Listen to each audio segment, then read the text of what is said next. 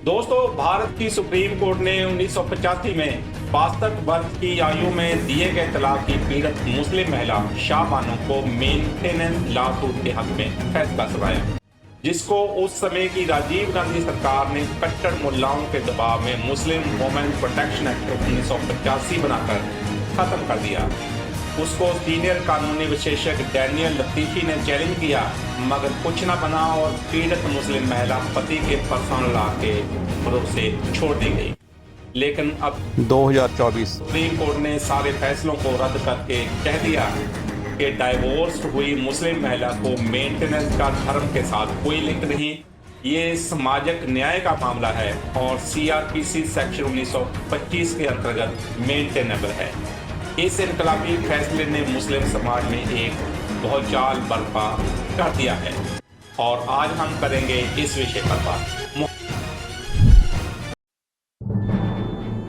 मोहम्मद अहमद खान बनाम शाह बानो केस, जिसे शाह बानो केस भी कहा जाता है। शाह बानो की मैरिज 1932 को मध्य प्रदेश के इंदौर के कानूनी विशेषज्ञ मोहम्मद अहमद खान से हुई। इस मैरिज से उनके 5 बच्चे पैदा हुए। मैरिज के 14 साल के बाद अहमद खान ने अपनी पहली वाइफ से छोटी महिला से दूसरी शादी कर ली और दोनों वाइफ के साथ रहने लगे। फिर अचानक अप्रैल 1978 में उसने अपनी पहली बीवी शाह बानो को डिवोर्स दे दिया। उस समय शाह बानो की उम्र 62 वर्ष की थी और उसके मासिक गुजारे के लिए दिए जा रहे 200 रुपए देने को खान ने ये कहकर स्टॉप कर दिया कि उसने उसको तलाक दे दिया है और इसलिए अभी ये पैसे देने का कोई मतलब नहीं बनता।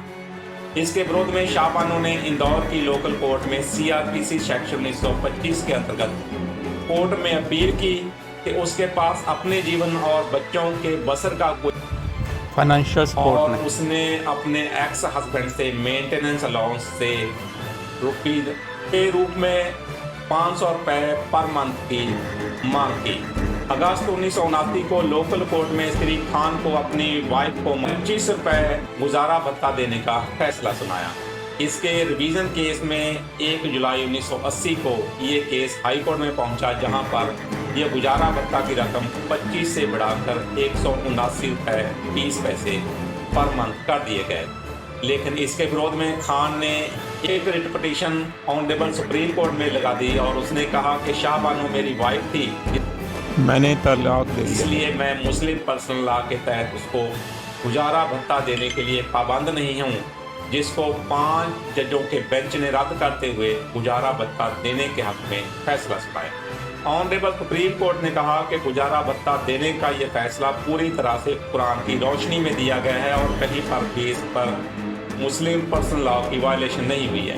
सुप्रीम कोर्ट ने यह फैसला क्रिमिनल प्रोसीजर कोड की धारा 125 के तहत दिया है, जिसमें कहा गया कि गुजारा भत्ता देना जरूरी है और इसमें किसी भी धर्म का पर्सनल कोड ऑर्डर नहीं आता और क्रिमिनल प्रोसीजर कोड एक क्रिमिनल लॉ है, ना कि सिविल लॉ, और ये भारत के सभी नागरिकों पर एक समान से लागू है।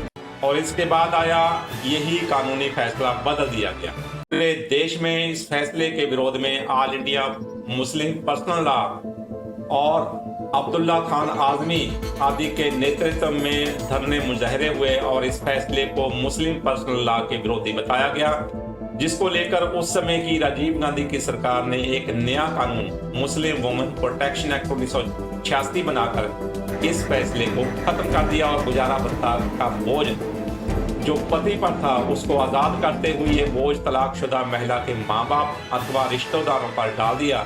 इस नए कानून के तहत पति सिर्फ इद्दत के वक्फे एवं 90 दिनों के समय यकमुश्त रुपए देने के लिए आज़ाद कर दिया गया, जो 500 रुपए से ज़्यादा नहीं। इसके बाद बारी आई सुप्रीम कोर्ट में इस एक्ट को चैलेंज किया गया।